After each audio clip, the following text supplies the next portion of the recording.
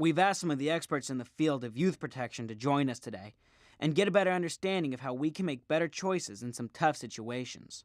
For the past 30 years, Cordelia Anderson has assisted many organizations and serves on the board of the National Center for Missing and Exploited Children. Dr. Sharon Cooper specializes in developmental and forensic pediatrics at the University of North Carolina, Chapel Hill School of Medicine. Dr. Cooper regularly assists investigators of internet crimes against children. Dr. David Walsh is a psychologist who founded the National Institute on Media and the Family. Dr. Walsh has done extensive work on the impact of media on children and teens. If you suspect that you have a friend that really needs help, the most important thing that you need to do is take it seriously. Don't try to convince yourself that you shouldn't be worried. That instinct that you have that makes you worry about your friend is real. It's a little bit different for boys and girls. Particularly during the teenage years, girls, their brains are really built to be able to talk about some of the things that are bothering them. And so girls will often give some hints that are verbal. They'll talk about how unhappy they are, maybe I should kill myself. So girls will often talk about it. In fact, girls are much more likely to talk about suicide. Boys are actually more likely to do it. I think another point that we need to think about is that these individuals will oftentimes have thoughts of dying and may actually demonstrate those thoughts by giving away some of their most prized possessions or things that they've worked hard to accomplish. Whenever we see any of these kinds of symptoms in a friend, we need to pay attention to it and we need to take steps to help them. Some of the things that might help you know that a friend is having serious problems and might be considering ending their lives is that they've just lost interest in things that used to bring them joy. These are kids who often will say that they feel guilty even for living. And even when others try to compliment them, they will often blow it off or brush it off as if they're inaccurate. It can't be true that I've done a good job. And encourage them to talk to somebody else who can get them help. That might be a caring adult in their life, and it might be a professional.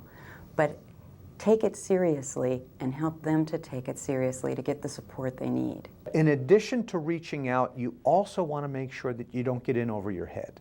In other words, sometimes your friend might be experiencing, kind of an emotional, a sense of emotional turmoil that's bigger than you can handle.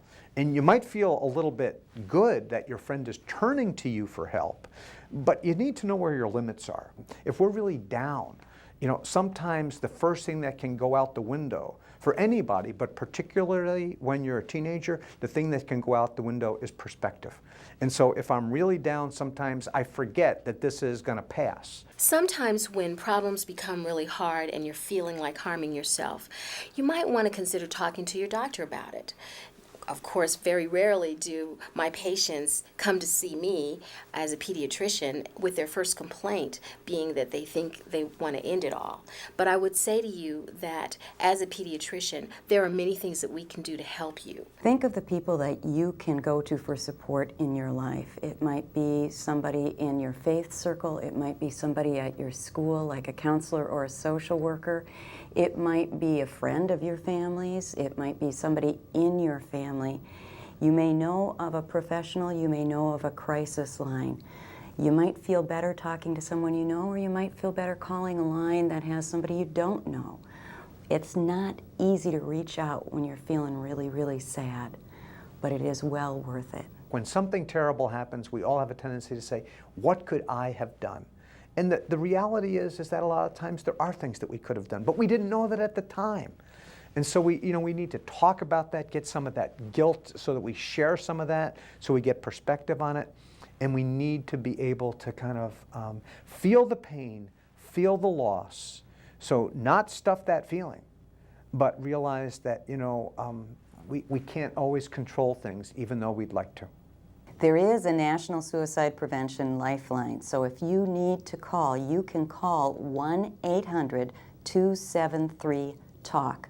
There will be somebody there for you 24 hours a day that you can talk to, and they will get you linked to somebody in your area.